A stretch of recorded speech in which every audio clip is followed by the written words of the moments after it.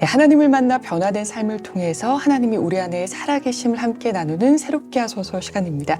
안녕하세요. 새롭게 하소서 김지연입니다. 어느 분야에서나 마찬가지겠지만 참된 어른으로 서 있기는 참 힘든 일인 것 같습니다. 말을 너무 많이 해도 문제고 또 긴 침묵도 답은 아닙니다. 칭찬과 격려는 힘이 되겠지만 두루뭉실한 빈말이나 근거 없는 소망은 때론 희망 고문이 될 수도 있습니다. 그래서 힘든 시기일수록 앞에 서 있는 어른이 마련한 재충전의 장이 얼마나 소중한지 모르겠는데요. 지친 몸과 마음을 하나님 앞에 내려놓고 기도를 통해 새로운 동력을 얻어 하나님의 사명을 더욱 힘차게 정진할 수 있도록 영성 기도회를 준비하고 계신 감사선교재단의 김영길 목사님 모셨습니다. 목사님 안녕하세요. 안녕하세요. 네. 제가 오프닝에서도 말씀을 잠깐 드렸지만 어떻게 보면 이렇게 어른이 잘 중심을 갖고 서 있어 주신다는 게 감사한 일이거든요. 나이 들면 자꾸 넘어지니까요. 네.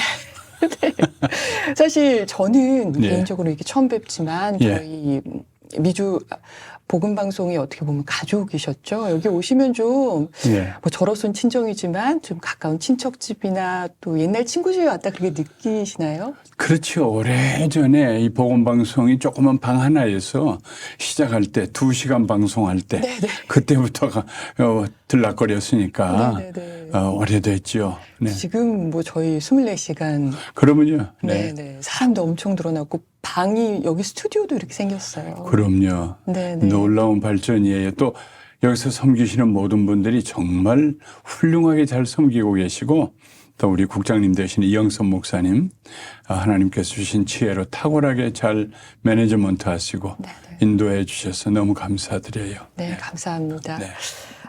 감사한인교회 원로 목사 목회를 내려놓으신 지가 그래도 지금은 좀 시간이 흘렀죠. 이제 5년 됐죠. 6년. 6년 됐죠. 네네네. 예. 근데 만 6년 됐네. 원래 그렇게 목회를 내려놓으시고 그렇게 많은 일들을 하시나요? 목사님이 하시는 게 참 많으시더라고요. 조금은 목회를 내려놓을 때 걱정이 됐어요. 내가 막 워커홀릭처럼 뛰어다녔는데 네네. 이게 갑자기 이 절벽을 내려간다면 어떻게 될까? 제 딸이 그래요. 아빠 미리부터 마음 준비해요. 네네네. 그래요. 그래 하나님께 기도했죠. 그래도 남은 광주리를 거두니까 12광주리라는데 저 남은 생에도 좀 쓰실 수 있지 않겠어요. 그래서 기도하고 시작했더니 매듭 없이 그냥 지나갔어요. 그래서 목회를 내려놨다는 것이 실감이 별로 나지가 않아요. 정말 감사한 일이네요. 네. 근데 사실 저희로서도 굉장히 감사한 게 예. 글을 통해서 하나님 말씀을 많이 나눠주셨어요. 그냥 제가 하나님께 기도할 때 어떻게 저를 사용하기 원하세요 할 때 하나님 앞에 묵상하면서 하나님 내게 주신 탤런트가 뭔가 그걸 살펴봐야 되잖아요. 그런데 글쓰기를 좋아했으니까 옛날부터. 네네네. 그리고 또 원래는 제가 동화를 좀 쓰고 싶은 젊은 시절이 있었어요. 아이들이 그 얼마나 모든 게 아이들 눈으로 보면은 신선하다고요. 네. 엄마는 혹은 아빠는 또르르 하고 단추가 떨어졌는데 이게 금방 어디로 굴러간 건데 안 보여요. 근데 기어다니는 애는 용케 장롱 밑에서 그거 발견해 가지고 입으로 들어간다고요.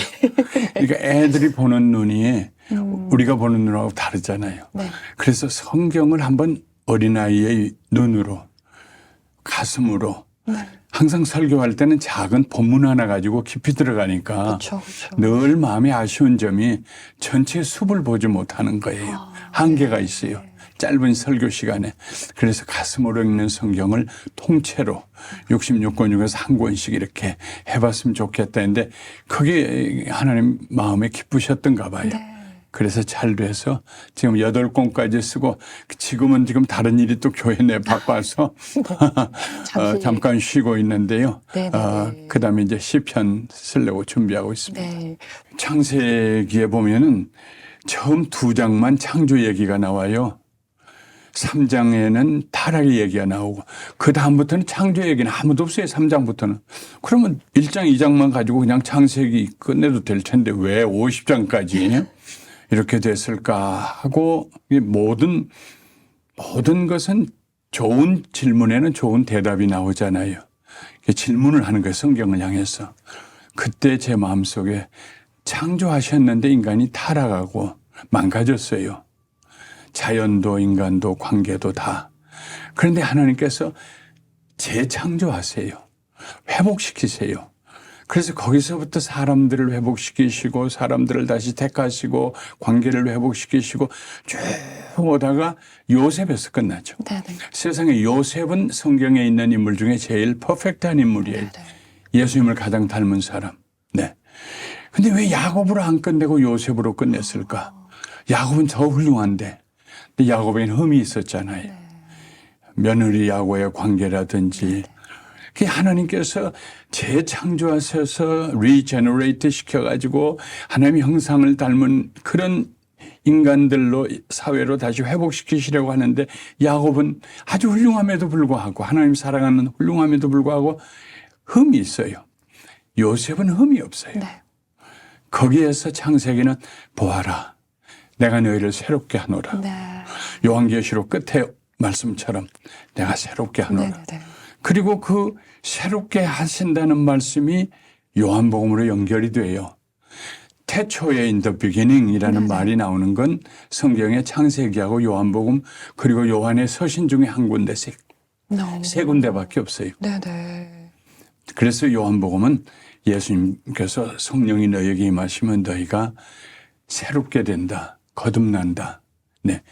그 하나님의 창세기에서 가지셨던 지으셨던 세계를 다시 새롭게 하시고자 하는 하나님의 열망이 성경 면면이 흐르고 있지만 그걸 마지막에 깨닫고 적어낸 사도가 오래 살았던 사도 요한. 네. 예.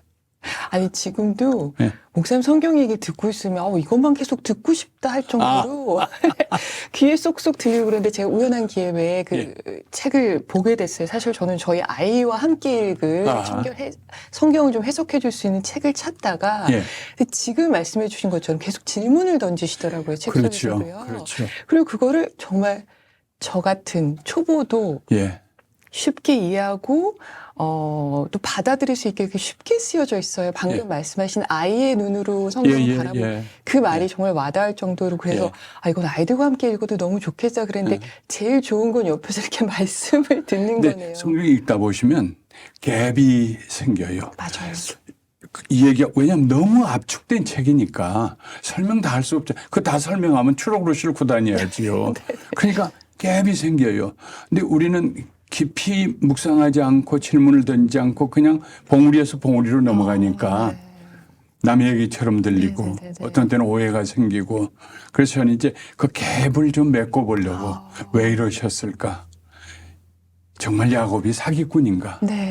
이런 질문을 던지면서 이제 찾아보는 거죠. 그러니까 그게 지금 영어로 번역돼 있고 그 첫 번째 책이 그게 지금 이제 스페니쉬로 다 끝났어요, 번역이. 너무 훌륭하네요. 그래서 이제 막 그냥 뿌리려고 그래요. 원하신 분들에게는 그래서 이제 보내기도 하고 그리고 요한복음이 지금 영어로 번역하고 있고 뭐 전혀 그런 생각 안 했는데 번역이 되고 있군요. 안 했는데 그것도 창세기 번역은 저희가 AI로 하고 그걸 11학년짜리가 했어요. 네. 그러니까 11학년의 눈으로 보는 거예요. 그래서 더 훨씬 부드럽습니다. 더 쉽게 잘 읽히는 이유가 있는데요. 제가 이렇게 느꼈던 거는 목사님 말씀 중에도 있지만 그 책을 보면 목사님 되게 상상력이 풍부하시다 이런 생각이 들었어요. 제일 상상력이 풍부하신 분이 하나님이시니까. 우리는 하나님의 형상과 모양대로 지음받았잖아요. 다 하실 수 없는 말씀들이 있잖아요. 하셨는데도 못 이해하는 우리들이 있잖아요. 그럼 상상이 동원돼야죠. 적당한 상상력은 하나님이 허락하세요. 네, 맞습니다. 제가 처음에 소개를 드릴 때 감사선교재단의 김영일 목사님이다 이렇게 말씀을 드렸어요. 감사선교재단에 대해서 궁금해하실 분들도 있을 것 같아요. 제가 만든 건 아니고 우리 교회에서 이제 제 후임자로 오신 구봉주 목사님 또 장로님들이 목사님 앞으로 어떻게 지내시길 원하세요? 그래서 내가 이런 일을 하고 싶다. 책도 좀 쓰고 또 강사님을 초청할 수 없는 사이즈의 교회들이 많잖아요.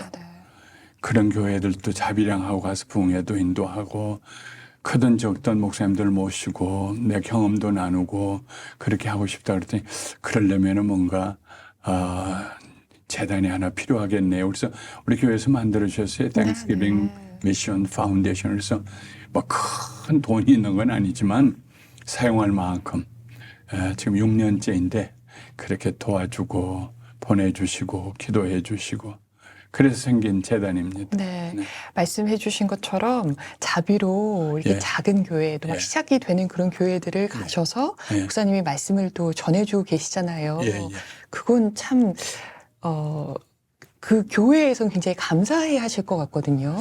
그렇죠. 그런데 생각보다 이번에 지금 제가 다닌 교회들이 지난 6년 동안 2년 반의 팬데믹을 빼고도 네네네. 100교회를 다녔거든요. 네. 그리고 한 17나라를 다니고 뭐 한 14번 정도 세미나를 인도하고 했는데 생각보다 내가 그냥 하겠습니다 하는데 요청하는 곳이 많지 않아요.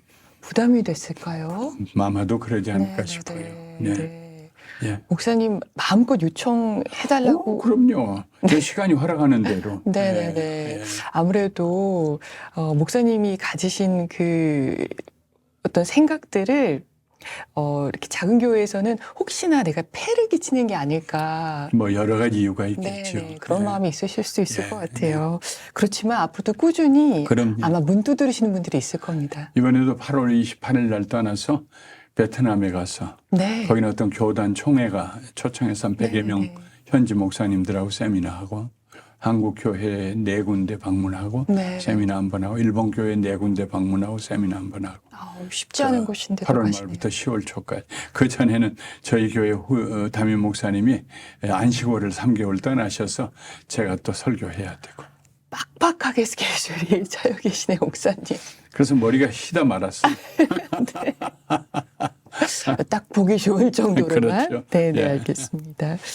이렇게 바쁘게 살아서 그러신지 저뿐만이 아니라 많은 우리 또 교인분들이나 또 이제 하나님을 믿는 분들께서는 목사님의 발걸음이 이제 어디를 향하실까를 또 지켜보지 않을 수가 없을 것 같아요. 그게 이제 그 바울 사도, 저는 가장 바울 사도 했던 얘기 중에서 정말 그 영광스러운 구절이 내가 이제 선한 싸움을 마치고 달려갈 길을 싸우고 달려갈 길을 마치고 내 믿음을 지켰으니 그 구절이 어떻게 인생을 살았으면은 이렇게 인생을 마감할 수 있을까 엔딩을 정말 부러웠어요. 그게 제 목표이고 하나님께서 모세에게 이제 됐다 하는데도 모세가 한번 고집 부리고 그래도 나 가고 싶어요 했죠. 됐다니까 하나님께서 그러셨죠. 됐다 할 때는 할 수 있으면 행복하겠어요. 네. 할 만큼 하다가 더 하면 노욕이고. 네. 지금 이렇게 열심히 일해주고 계시기 때문에 이번에 또 많은 분들이 또 한 곳으로 또 시선을 향할 수 있게 만들어주신 곳이 바로 현역 담임 목사님을 대상으로 하시는 기도회예요. 예.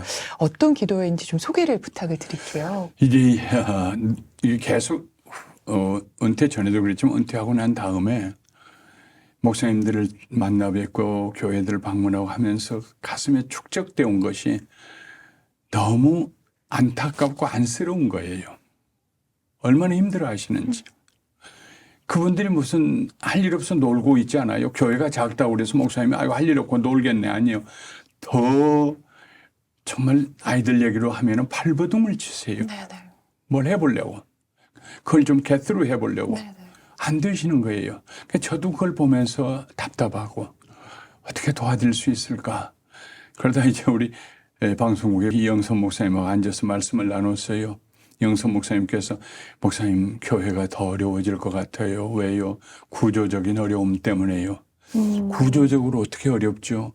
요즘 1시간에 20불씩 페이가 나가는데 못 견디겠다고 전부 레이오프 시키고 오히려 캘리포니아는 실업률이 5.4% 이렇게 이상 되고 전 미국은 3.3%밖에 안 되는데 잘해보겠다는 게 오히려 더 어려워지고 교회는 교회대로 재정적으로 어렵고 재정이 어려우면 렌트비 낼 수가 없으니까 문 닫고 구조적으로 어려워지고 있습니다. 그때 제가 그랬어요. 구조적인 어려움을 구조적으로 해결하려고 하면은 불가능합니다. 네. 예를 들면은 그럼 돈을 좀 드린다든지 뭐 이렇게 해가지고 구조적으로 그건 불가능합니다. 구조적인 어려움은 소프트웨어로 풀어야 됩니다. 그렇게 서로 얘기를 나누다가 네네네. 서로 back to basic, 원칙으로 돌아가야 합니다. 네. 베이스. 그게 뭘까요? 서로 얘기를 나눴어요. 기도입니다. 기도 외에는 이런 이유가 없다고 그러셨는데, 다 기도하시지요? 아니요. 그보다 좀 진실한, 그 기도로 들어가는. 그리고 그런 기도를 하려면 1시간 하루 모여서는 안 되고, 옛날 한국식으로 최소한도 사흘은 부르짖고 엎드려야 됩니다. 그래서 우리 이 목사님하고 저하고 얘기하다가 만들어져서 이번에 이제 복음방송하고 TMF하고 공동주체가 됐죠. 날짜는요, 6월 17일 월요일 2시에 감사 한인교회 주차장으로 오시면 네네. 거기서 우리가 버스로 올라갈 것입니다. 아, 네. 20명이면은 교회 버스, 작은 소형 버스 3대로 가고 더 많으면은 대형 버스 오라고 할 거고. 네네. 왜 그러냐면 참 이 영적인 건 참 신비해요. 저는 무슨 일을 할 때 분명히 하나님께서 이건 해야 된다고 내 마음에 감동을 주시는데 하기 싫은 일이 있어요. 아, 네. 네. 정말. 그때 난 거꾸로 생각해요. 이게 진짜 하나님 원하시는 일이구나. 그래서 내 속에 육의 사람이 그걸 거역하고 있구나. 이건 내가 넘어서야지. 오히려 그걸 하나의 징표로 분명히 하나님 기뻐하신 일인 것 같은데 내가 싫을 때, 누군가를 만나야 되는데 내가 싫을 때 만나기. 그때 나는 이건 하나님이 원하신 일이다. 그리고 오히려 밀고 나가요. 그래서 성공한 적이 참 많아요. 네. 근데 우리 목사님들이 기도하는데 평생을 기도하신 목사님들인데 또 기도하자고 어디 가서 무슨 영성이 나야 목사님, 나 목회하는데 나만큼 영이 깨 있는 사람이 누구야. 모두 그런 생각하고 있는데 영성을 회복하자고 이해가 안 되고 받아들이지 않잖아요. 이해해요, 충분히. 그러니까 한편으로는 가볼까 하는데 다른 한편으로는 가고 싶지 않아요. 가고 싶지 않으면 갈 수 없는 10,000가지 이유를 내가 만들어낼 수 있어요. 네. 누구 신방도 가야 되고 뭐 또 해야 되고 충분히 하나님 앞에서 익스큐스 할 수 있어요. 그래서 익스큐스에서 내려오지 않게 하려면 버스로 올라가야 돼요. 그래서 버스를 말씀하시는 자기 차로 올라가면은 그렇게 버스에 큰 뜻이 있는 줄 제가 미처 몰랐네요. 말씀하신 것처럼 모두 다 하나된 마음으로 다 같이 올라가야지 될 것 같아요. 아멘. 네네. 예. 지금 이게 무료로 진행되고 있다는 것도. 그럼요. 예. 뭐 돈이 뭐 필요해요. 우리 교회에서 뭐 다 음식 준비하고 네. 또 찬양팀도 다 준비하고 뭐 다 중보기도팀이니 뭐니 다 하겠다고. 그래서 얼마나 감사해요. 정말 네. 감사한 일이네요. 네. 지금 중간에 말씀도 해주셨어요. 굉장히 안타깝다는 말씀을 예. 해주셨어요. 목사님들 볼 때. 근데 제가 개인적으로 느끼기에는 코로나 이후인 것 같기도 한데 많이들 지쳐 있어요. 예. 그리고 모두 다 내가 제일 지쳤어. 내가 제일 힘들어. 이런 마음을 안고 교회에 가기도 하고 또 하나님 앞에 기도도 드리고 목사님께 도움을 청하거든요. 예. 저는 그 생각을 못했어요. 목사님도 지치셨겠구나. 그러면요. 힘들었겠구나. 더 지치죠. 아마 더 그런 지치고. 마음을 읽으셨던 것 같아요. 그리고 이건 코로나 때문에 온 건 아니에요. 코로나는 오히려 우리를 깨어나게 할 수도 있어요. 네. 이건 이미 10년, 20년 전부터 계속되고 있었어요. 드라마가 굉장히 유행하게 될 때 네. 사람들은 드라마 보지 저녁 예배 안 오거든요. 네. 전부 자기 차를 가지게 될 때 주말이면은 의무적으로 어디라도 드라이브 해야 된다고 생각하니까 하루 가는 것보다 이틀 가는 게 낫겠다는 주일날 빠지거든요. 네. 아이들 교회 와서 무슨 재미가 있어요? 세상이 더 재미있는데 게임이. 이게 세상이 벌써 20년, 30년 전부터 쓰나미처럼 밀려 들어왔어요. 이게 한국 교회이고 미국도 그렇고요. 그러니까 우리들이 미리 준비하고 있어야 되는데 왜 이러지 하다가 너무 급히 뒤에 막으려고 하니까 우리 힘으로 감당이 안 되고 넘어지는 거예요. 포기하고 싶고. 네. 그래서 넘어진 목사님들을 지금 이제 일으켜 세우시는 그 일을 좀 함께 하시려는 거죠. 사실은 그건 좀 교만한 것 같아요. 제가 무슨 능력으로 이렇게 세워요. 네.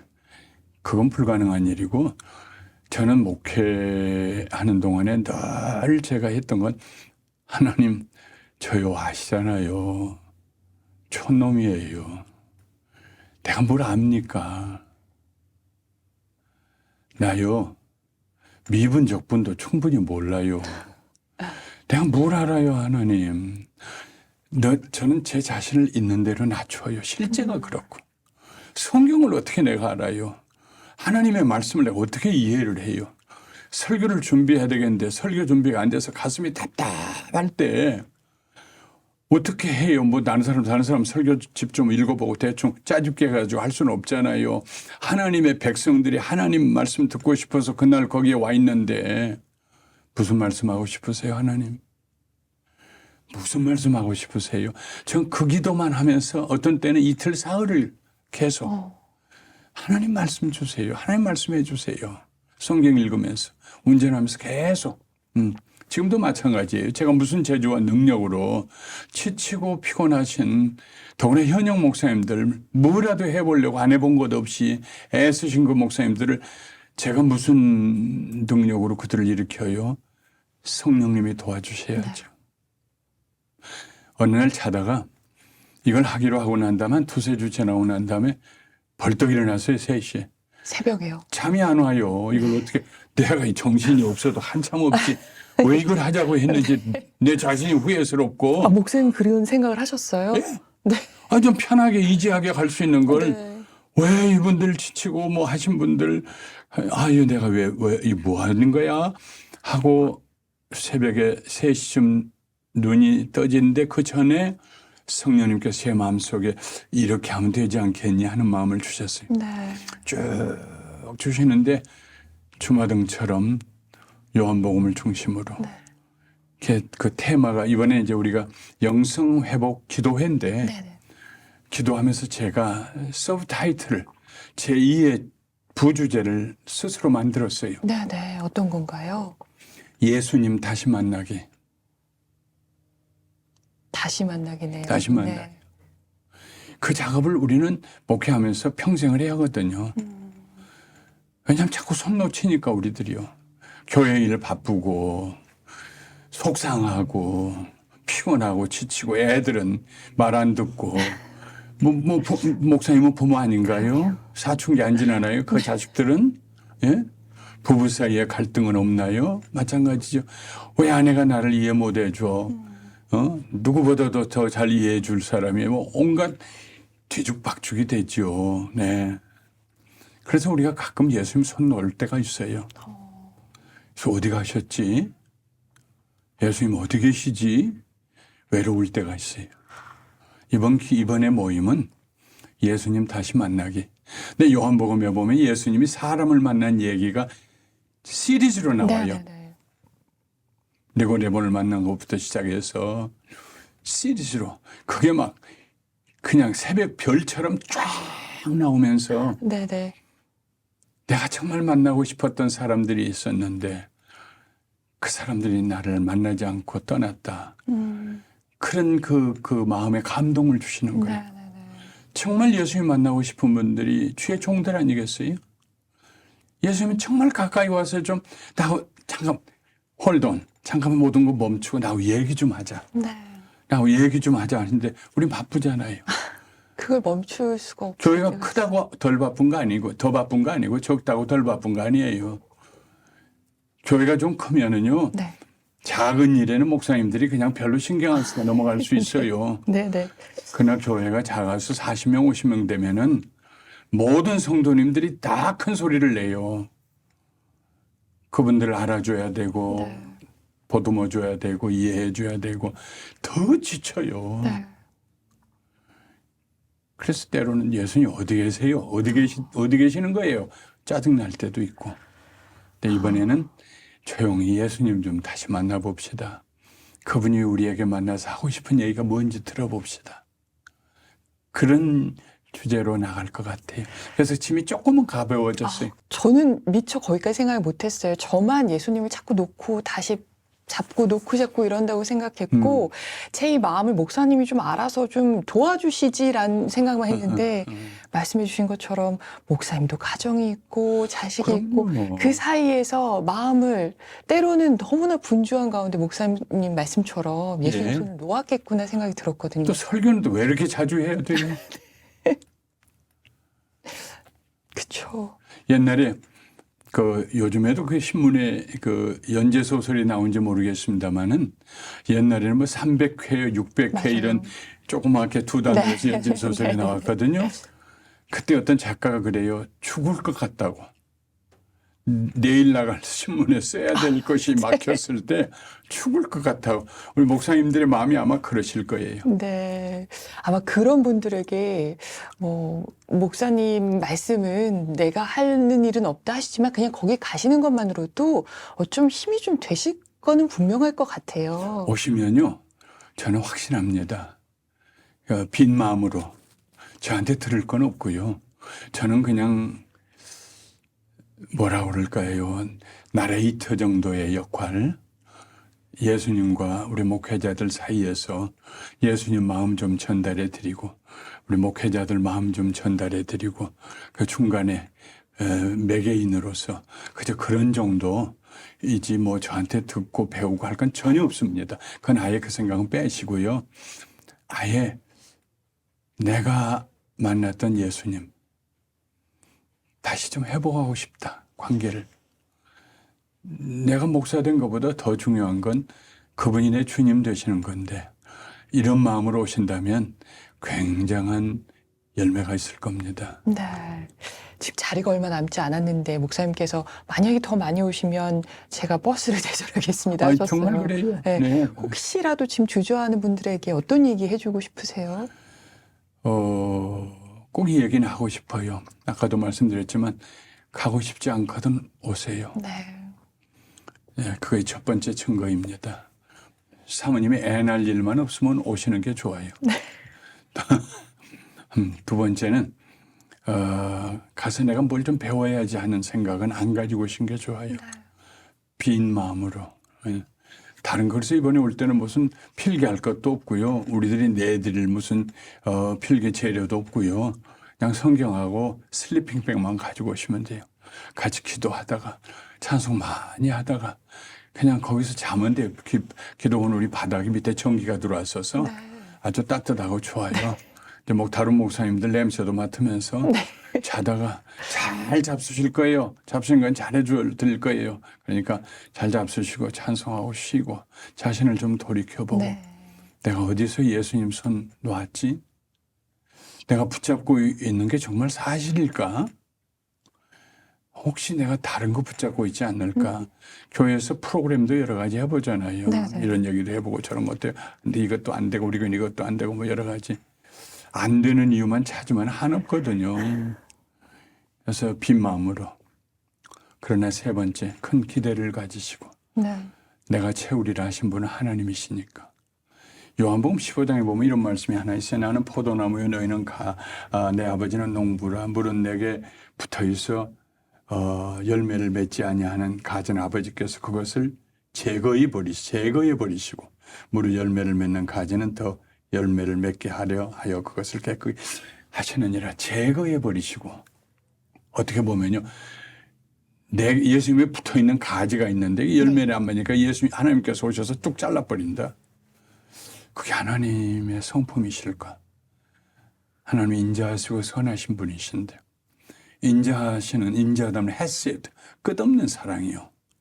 끝없는 사랑이신데 그냥 열매를 안 맺어서 금년에 잘라버리실까? 근데 사실은 헬라어로 보면 이 제거한다는 말에 다른 뜻이 있어요. 들어 올리신다는 말씀이 있어요. 그러니까 바람이 불고 비가 내리고 많이 그러면은 포도나무 가지가 그게 무슨 가지입니까? 넝쿨이죠. 네네. 잘못하면 떨어져 땅에. 그리고 그냥 흙탕물이 튀겨가지고 땅속에 묻혔어요. 그 상태로는 꽃도 피울 수도 없고 열매 못 맺잖아요. 그러면 포도원 농부가 버켓에다가 물을 떠가지고 수건 하나 가지고 다니면서 그런 거면은 걷어올려가지고 다 물로 잎사귀 씻어서 다시 매줘서 열매 맺도록. 이게 제거하시고의 다른 뜻이에요. 네네. 들어 올리시고. 이번에는 하나님께서 우리를 들어 올리시는 시간이 될지도 몰라요. 기대하시면 하나님이 하시니까. 그러면 가기 싫고 주저하고 여러 가지 만 가지 이유가 마음에 생각날 때에 해야 될 일은 신청해 버리는 거예요. 가장 중요한 말씀을 놓쳐보내는데. 복음방송에다 전화해서 네네. 나 갈 겁니다. 이게 언어 신경이 중추신경을 지배해요. 우리 생각을 지배해요. 내 언어가. 나 아무개예요. 어느 교회 목사이고요. 나 갈 겁니다. 내 이름 올려주세요. 그때부터 방향이 달라지기 시작해요. 그때부터 성령님께서 갈 수 있는 길을 열어주세요. 자, 목사님 이렇게 말씀을 듣다 보니까 저는 막 그런 모습들이 떠올랐어요. 목사님이 작은 교회 목사님들 많이 바쁘시고 많이 힘드시고 이런 말씀 해주시다 보니까 목사님께서도 젊은 목사였을 때 막 시작하는 그 작은 교회 목사님이셨을 때가 있었잖아요. 개구리 올챙이 줄 모른다는 말처럼 늘 우리는 옛날을 잊어버리지요. 저나 잊어버리지 않으려고 애를 써요. 그래서 20대 초반에 신학대학 졸업하고 졸업한 후에 생각해 보니까 아무리 생각해도 저는 목사감이 아니에요. 그렇게 생각하셨어요? 예. 그래서 교회 주변의 일을 한 10여 년 동안 했어요. 예. 그리고 이제 미국에 풀로로 유학으로 왔어요. 네. 사실은 그 교회에서 보내줘서. 네네. 그래서 와가지고 MD부를 마치고 박사과정에 들어가는 그 찰나에 교회를 시작하게 됐어요. 네.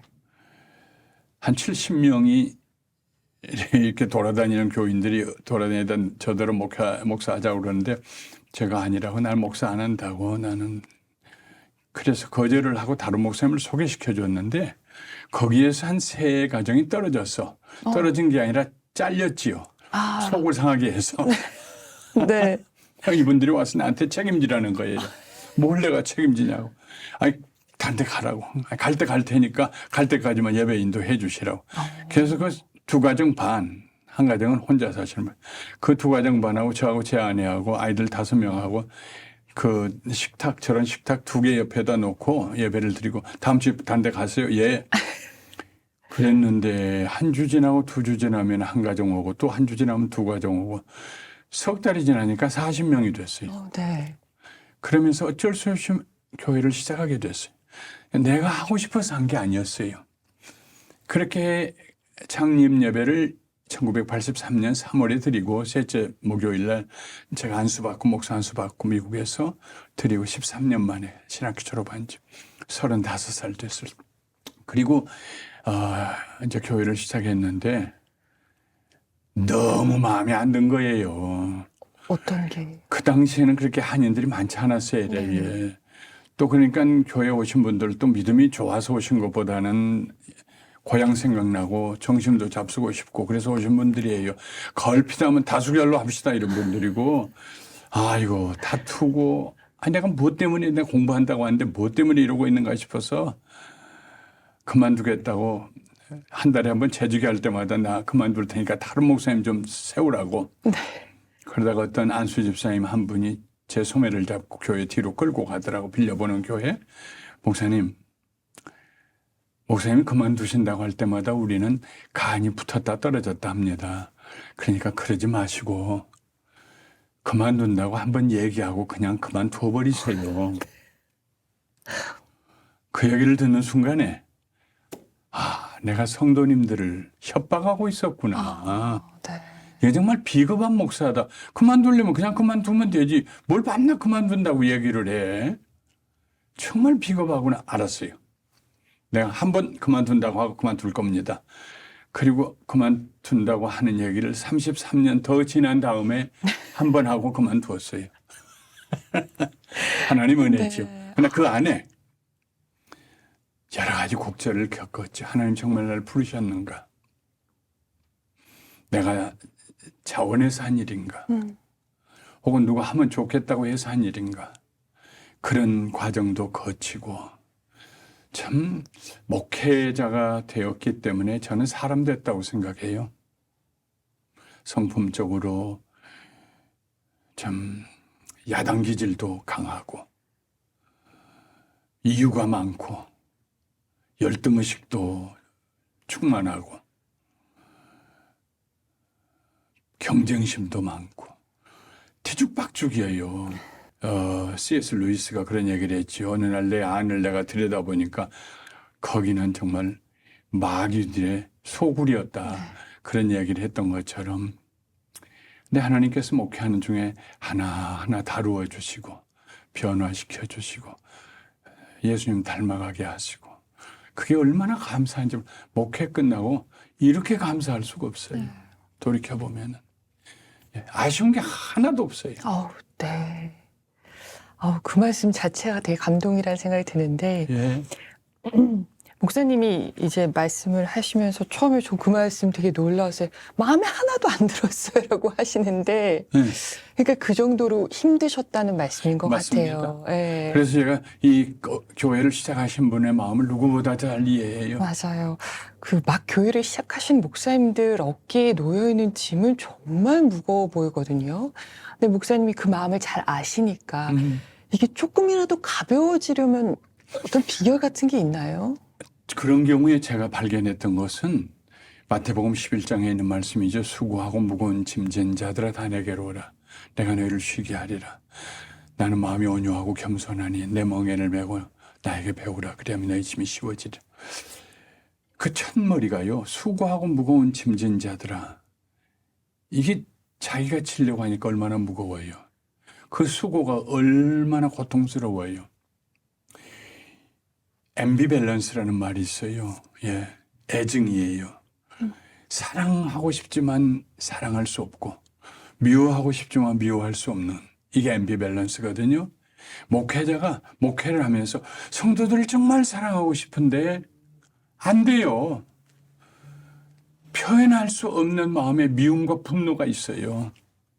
그러면 미워하고 그냥 막말을 하고 좀 관계도 끊고 막 이러고 하고 싶은데 그럴 수 없잖아요. 부모와 자식 관계 같은데 그걸 어떻게 그럴 수 그러니까 더 수고스러운 거예요.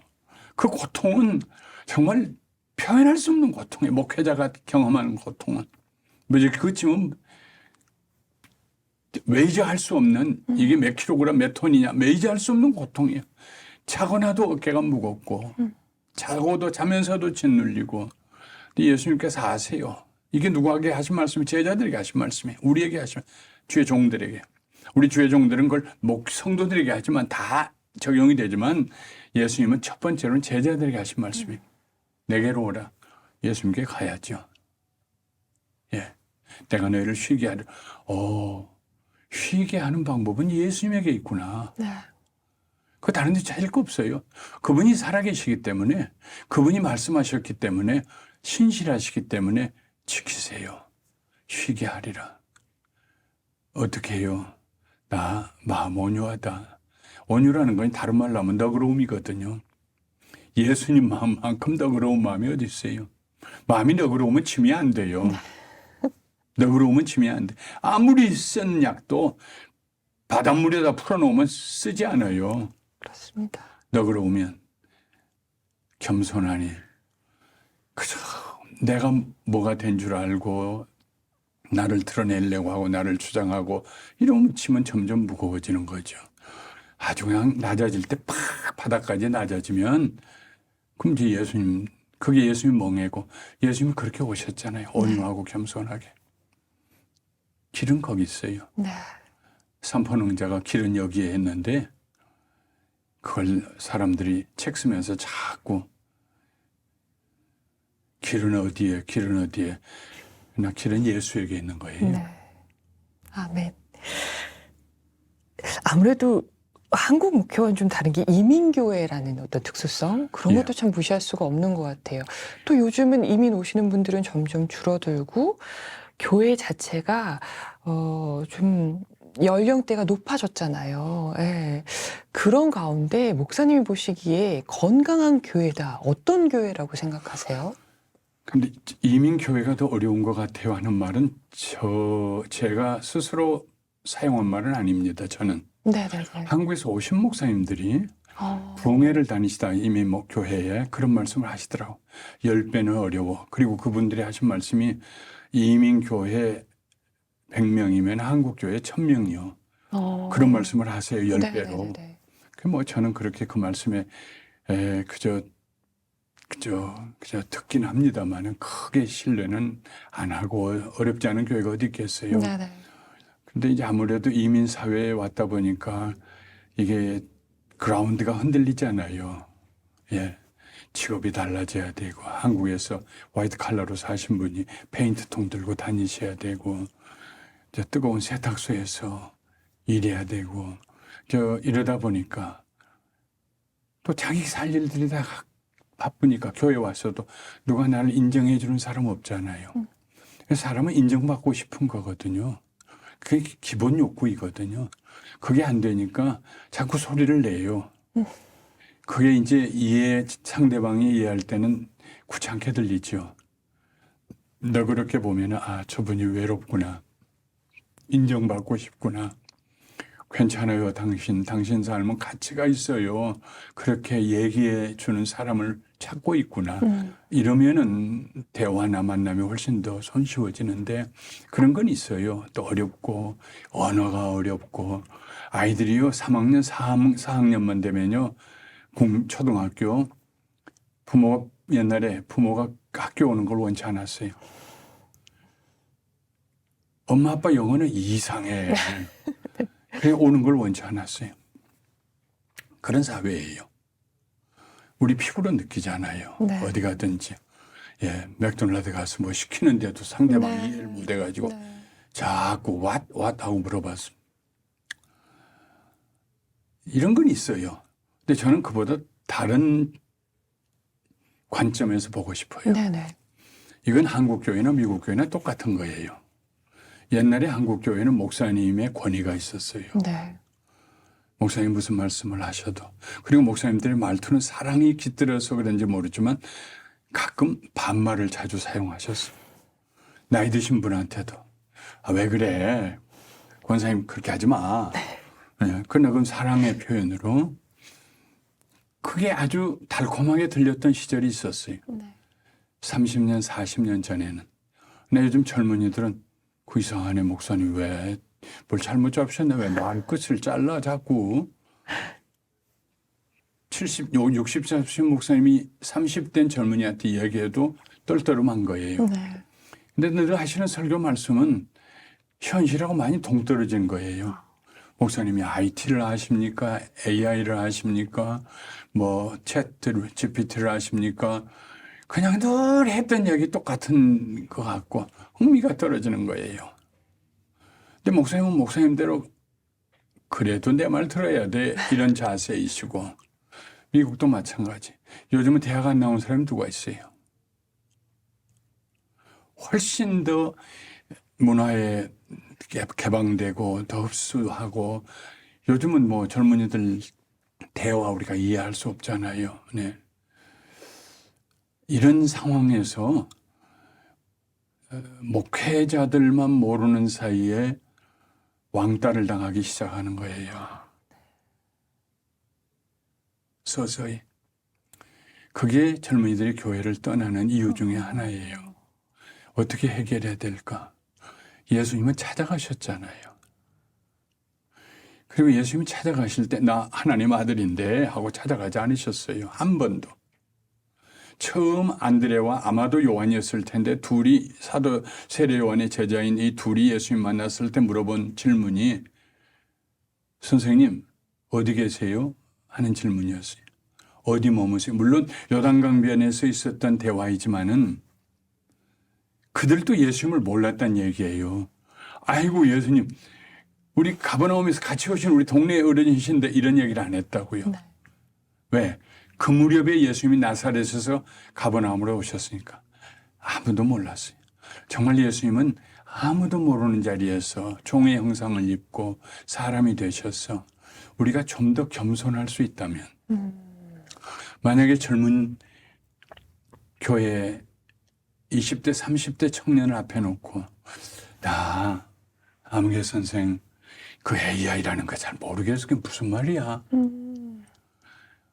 좀 더 우리가 우리를 현실을 이해하고 우리를 낮추고 그들과 대화하고 그들의 아픔을 같이 나누고 그래 힘들지 요즘 참 직장 그렇게 해서 다져가면 그들이 마음이 열리고 대화가 열리고 교회는 다시 한번 아이들 남자들뿐만 아니라 아이들과 여자들까지 해서도 더 5,000명 더 이상 10,000명이나 모이는 그 엄청난 교회잖아요. 예수님 교회가. 그렇게 된다고요. 예수님을 사랑하는 중간에 목사님을 사랑해야 돼요. 네. 이게 오늘날 해결해야 될 문제 아니겠는가. 우리는 예수님 때문에 일하는 거지 내가 잘 돼서 한 거 아니니까 겸손하게 좀 더 솔직하게 진지하게 때로는 교회 성도님 한 분 손 붙잡고 나 위해 기도해 줘요. 할 수 있다면 그분은 평생 가슴이 따뜻해질 거예요. 네. 목사님 말씀 듣다 보니까 끊임없이 목사님들에게 낮추라는 말씀을 전하고 계신 것 같아요. 저는 그랬어요. 그게 저는 행복하더라고요. 네. 예수님 말씀하시잖아요. 잔치에 초대받았거든. 윗자리에 가지 말고 낮은 자리에 가라. 윗자리에 갔다 저 아래로 내려가라고 그러면 얼마나 속상해요. 왜 속상할 일을 미리 해요. 목사님은 그럼 하나님을 어떻게 만나게 되셨어요? 어떤 분들은 제 후임자로 오신 구봉주 목사님은 그냥 벼락치듯이 만나가지고 뒤집어져가지고 네. 성령 충만을 받고 이렇게 막 완전히 그런 그런 경험을 분들도 가지고 계시죠. 난 너무 부러워요. 그런 경험이. 근데 저는 기독교 가정에서 태어나가지고 그저 제 경험은 교회예요. 전부 어렸을 때부터. 그래서 이렇게 이런 아주 획기적인 경험이 있어서라는 건 얘기할 게 없어요. 정말로. 그런데 돌이켜보면 계단을 올라오게 하셨더라고요. 부모님의 하나님을 내 하나님으로 고민하게 하기도 하셨고 이런 계단을 통해서 이게 하나님께서 사람을 다루시는 방법은 여러 가지가 있는 것 같아요. 그래서 그걸 다 한꺼번에 집약하면은 천둥 벼락치는 만남이었겠죠. 네. 그런 만남으로 집약이 될 수도 있고 예. 계단을 오를 수도 있고 예. 하나님을 만나는 방법은 너무나 다양한데 어찌 보면 가끔 그렇게 벼락치듯이 못 만나면 되게 속상하다 생각이 드는데 목사님 말씀처럼 계단을 그냥 올라가는 것처럼 그렇게 내 일상 속에 하나님이 함께 계시다고 느낀다면 뭐 그것 또한 너무나 좋지 않을까 생각이 들어요. 저는 둘 중에 어느 것이 더 좋을까를 구분을 못 하겠어요. 네. 그냥 세상 사랑하고 살다가 벼락치듯 만나서 돌아온 분도 너무 하나님이 기뻐하실 거고 네. 그렇게 삐적삐적 자라면서 하나님 예배하면서 자라온 그 삶도 네. 기뻐하실 거고 다만 한 가지는 우리가 기독교 가정에서 자랐을지라도 끊임없이 구해야 돼요. 올라가야 되는군요. 주님 어디 계세요? 그 제자들의 질문처럼 네. 주님 어디 머무세요? 그때 예수님의 대답이 와보라였잖아요. 근데 이게 사실은 두 단어인데 와라 와라 그리하면 보게 될 것이다. 미래예요. 예수님에 가게 되면 보게 되는 거예요. 사도 요한이 그 말을 쓸 때 오라 그리하면 보게 될 것이다. You will see. 우리가 질문해요. 사도 요한에게. 그래서 사도 요한 사도요. 예수님에게 가서 뭐 보셨어요? 그러면은 사도 요한이 뭐라고 대답할까?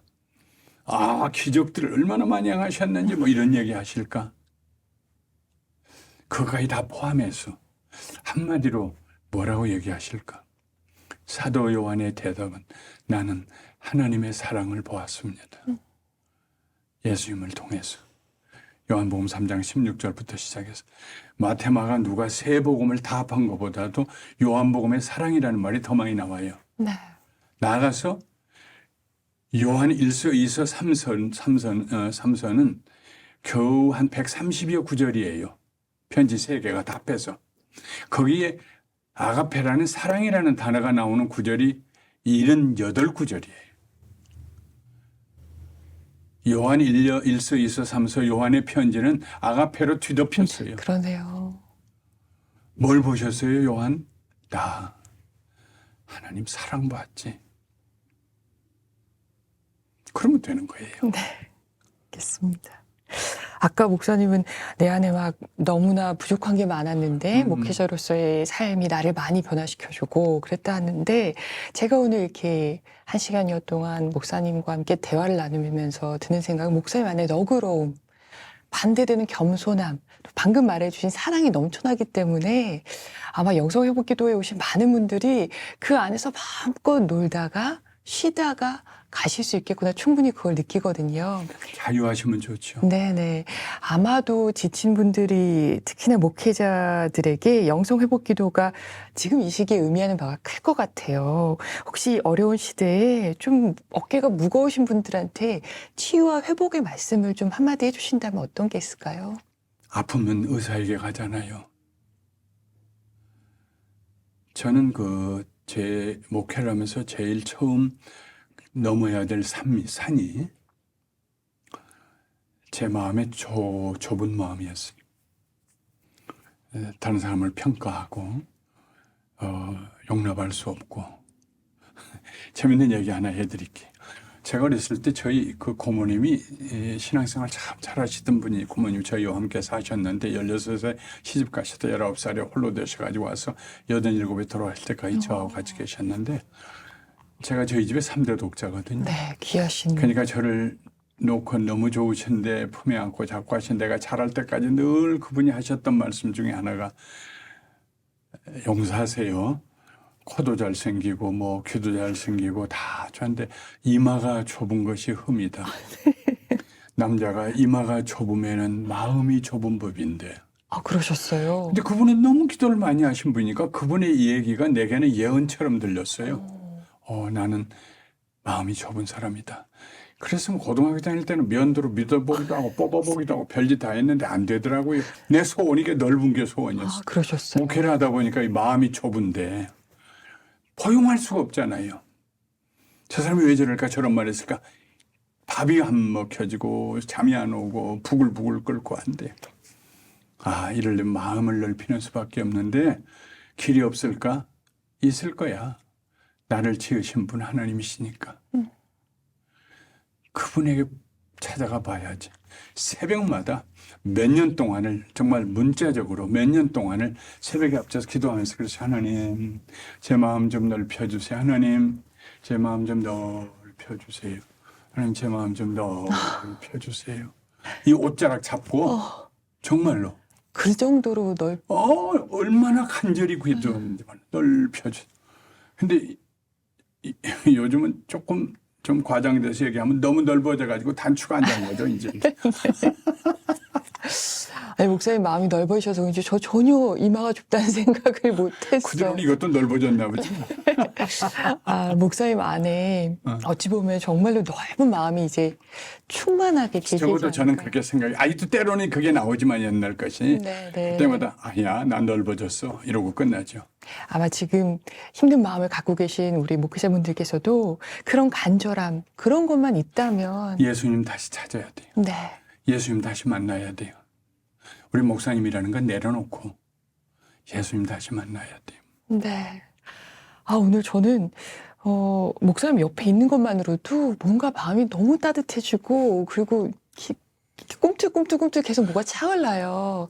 아마 목사님과 며칠을 지내면서 함께 기도한 분들이라면 저보다 몇 배는 더 예수님 다시 만나고 싶다는 간절함을 가지고 돌아갈 수 있을 것 같거든요. 저는 그냥 그림자처럼 있고 우리 주님이 만나주시겠죠. 네. 어찌 보면 그 너그러운 큰 나무처럼 거기 서 계시는 것만으로도 예. 많은 분들이 찾아올 거라고 생각이 듭니다. 마지막으로 저희 축복의 기도 기도. 네, 부탁드리면서 인사드릴까 합니다. 아마 많은 분들이 마음속에 저와 같은 마음이 있으실 것 같아서 그분들 마음을 좀 어루만져 주시는 축복의 기도를 좀 부탁드릴게요. 정말 다시 부탁해요. 이번에 여러분 주님의 이름으로 초청합니다. 한번 와보세요. 우리 인생 많은데 그중에 사흘 한번 주님 위해서 한번 드려보시고 무엇보다도 우리들이 섬기는 교회 성도님들이 여러분이 새로워지기를 바라고 계실 것입니다. 요즘 대부분 세미나에 참석해서 한나절 듣고 하루 듣지요. 별일 안 일어나잖아요. 필요 없다는 얘기는 아닙니다. 우리에게 필요한 건 변화입니다.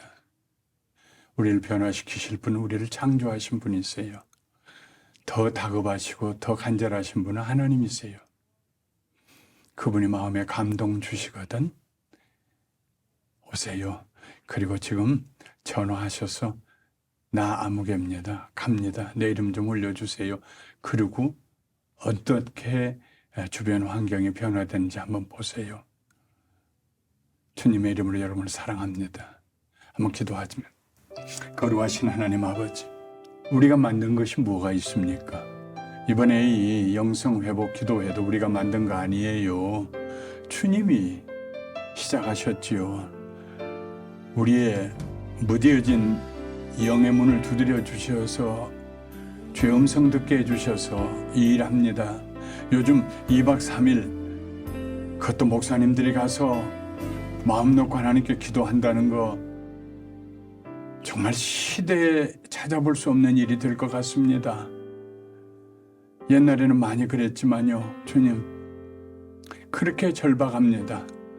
저희들을 도와주셔서 이번에 주의 사랑하는 주의 종님들이 많이 올라오셔서 예수님 다시 만나기 경험하게 하여 주시고 남은 목회의 방향을 다시 새롭게 하며 베풀어 주실 놀라운 기적들을 체험할 수 있도록 은혜 베풀어 주시옵소서.